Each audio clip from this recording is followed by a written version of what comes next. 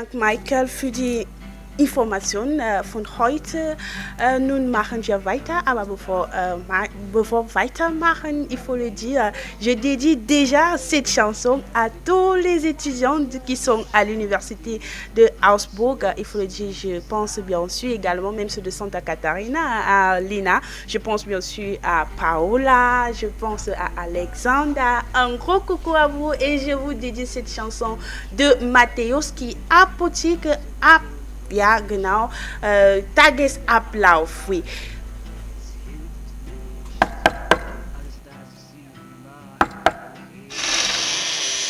Deutschfront 2, der Gast.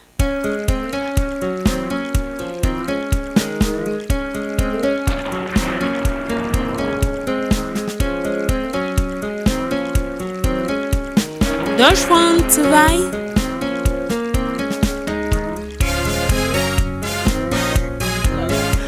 Ja, nun machen wir weiter. Wir haben also ein Interview mit Herrn José Mendes Cardoso Watson, Deutsch- und Französischlehrer im Sprachstudienzentrum von São Bernardo do Campo in Brasilien. Also, ja, genau. Ja. Der Gast. Der Gast. Guten Morgen, Herr José Mendes Cardoso Watson. Willkommen zu Deutschfront 2. Hallo, hallo, Herr Watson. Sind Sie da? Bonjour. Je ne vous entends pas bien. Guten Tag. Ja, guten Morgen, Herr José Mendes Cardoso Watson. Willkommen zu Deutschfront 2. Okay, vielen Dank für die Einladung. Ich freue mich, bei Ihnen zu sein. Bitte schön. Alors, Monsieur José Mendes Cardoso Watson, vous êtes de nationalité... Parce que j'ai des racines africaines, mais brésiliennes, bien sûr. Justement, vous êtes de nationalité brésilienne et ancien d'allemand et de français au Centre d'études des langues de São Bernardo de Campo au Brésil. Rappelons que São Bernardo de Campo, n'est-ce pas, est situé non loin de São Paulo, la troisième plus grande ville du monde. Alors, présentez-nous brièvement le Centre d'études des langues de São Bernardo do Campo. Alors, le Centre d'études des langues de São Bernardo do Campo existe depuis plus de 30 ans. Il s'agit d'un projet de l'école publique. Actuellement, et là, il y a environ 700 élèves, des collégiens, des collégiennes, des lycéens et des lycéennes qui les fréquentent pour pouvoir élargir leur répertoire linguistique. On peut y apprendre le français, l'espagnol, l'allemand et l'anglais. Alors, rappelons que vous enseignez depuis 27 ans au Centre d'études des langues de São Bernardo do Campo. Pourquoi avez-vous décidé de devenir enseignant des langues, Monsieur Watson? Et merci de votre question. Je ne suis pas convaincu qu'il s'agisse d'un choix conscient. J'ai grandi dans un quartier populaire en banlieue de São Paulo. Là, quand j'avais 15 ou 16 ans, j'ai commencé à faire office de professeur. Mes élèves étaient des jeunes analphabètes, des ados qui n'avaient pas de bonnes notes à l'école. Et c'est ça. Les phénomènes linguistiques me fascinent depuis toujours, je pense. J'adore la musique des langues, la plasticité des mots, tout ça. Dans ma tête, il y a toujours un mot qui ressonne. En ce moment, par exemple, je m'intéresse au mot Fußbodenheizung en allemand. Il faut que je réfléchisse pour découvrir pourquoi ces mots me fascinent. Et de toute façon, je trouve ce terme exotique, sonore et savoureux. Oui, en dehors du Centre d'études des langues de São Bernardo do Campo, qui est un établissement public, vous enseignez aussi dans une école privée et donnez même des cours particuliers. Pourquoi ne pas se concentrer sur un seul établissement? Je ne me concentrerai pas sur un seul établissement parce que les salaires ne seraient pas suffisants pour mes besoins. Et vous voyez, il faut arrondir les mois et tout ça. C'est pas évident d'habiter dans une ville comme São Paulo quand on est prof. Ici, la vie est chère, super chère. Ok, d'accord. Merci, Monsieur Watson. Décrivez-nous un peu l'ambiance des cours. Combien d'élèves avez-vous dans vos salles de classe? Grosso modo, les élèves sont très motivés. Le projet est très important pour ceux et celles qui sont issus d'un milieu défavorisé. Au Brésil, les riches peuvent apprendre sans aucun souci des langues de prestige. Par contre, l'écrasante majorité vit à l'écart de tout ça. Dans les salles de classe, dans mes salles de classe, il y a entre 30 et 35 élèves, ils ont entre 12 et 18 ans. Et voilà, c'est ça. Okay, vielen Dank. Ohne Grenzen, das Podcast-Projekt der Bundesuniversität von Santa Catarina und Deutschland 2 arbeiten zusammen, bitte, um das Deutschlernen mit dem Radio und Podcast zu fördern. Wären Sie bereit für eine eine Zusammenarbeit mit Deutschland 2 und Ohne Grenzen? Ja, sehr gern. Ich interessiere mich dafür. Meiner Meinung nach ist es wichtig, den Dialog zwischen den Nationen und Kulturen zu verbessern. Außerdem habe ich Lust, neue Verbindungen zu knüpfen.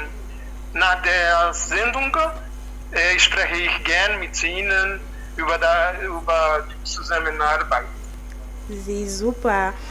Monsieur Watson, parlons à présent de la politique linguistique au Brésil. Quelle place occupent les langues comme l'allemand, le français, l'anglais ou l'espagnol, à côté bien sûr du portugais qui est la langue officielle?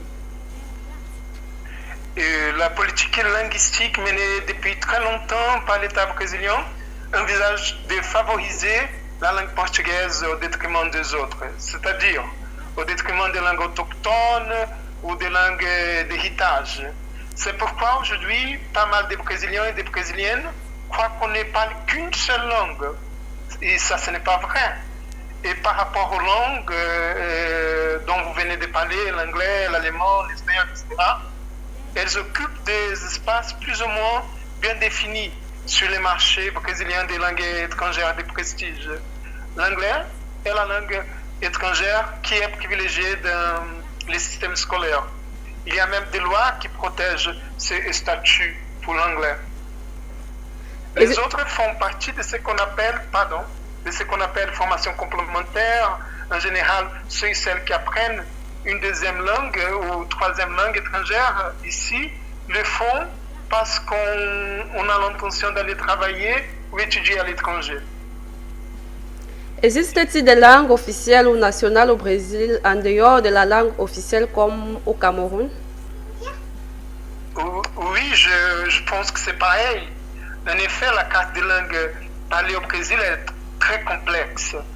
D'après Altenhofen, moins d'1% de la population brésilienne parle d'autres langues en plus du portugais. Malgré tout ça, il existerait de nos jours 200 langues sur le territoire brésilien.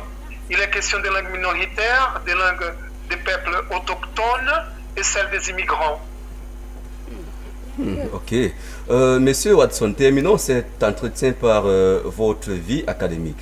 Vous êtes étudiant en cycle master à l'Université de Sao Paulo et votre mémoire porte sur le multilinguisme. Quelles sont vos motivations, Monsieur Watson?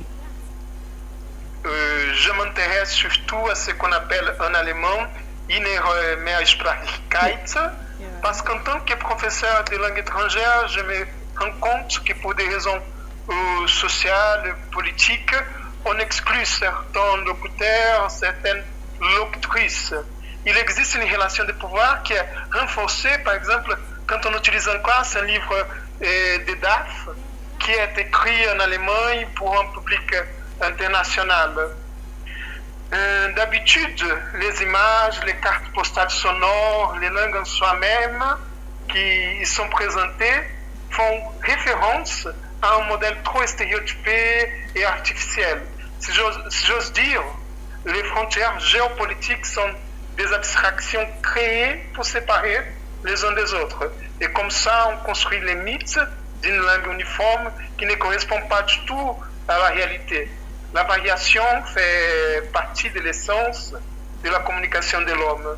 Et à mon avis, il faut encourager le respect à la diversité. C'est justement ça qui me pousse.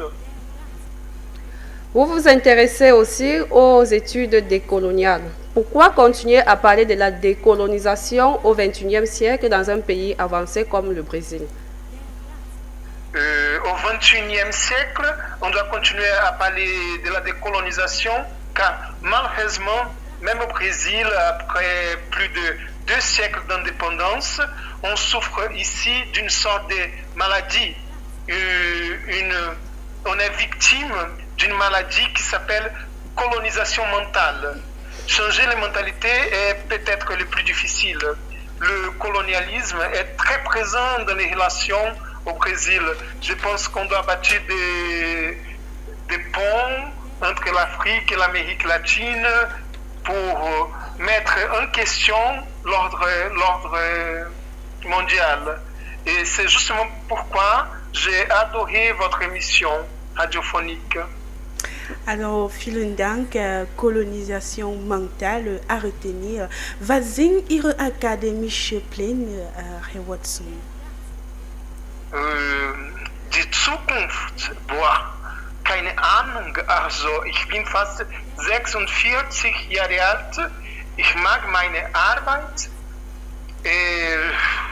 Wenn ich kann, fliege ich nach Deutschland oder nach Österreich, um eine Weiterbildung zu machen. Okay, vielen Dank.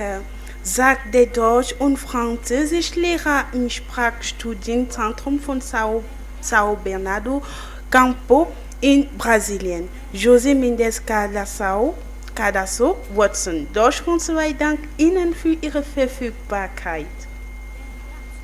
Vielen Dank und schönen Sonntag. Danke. Der Gast.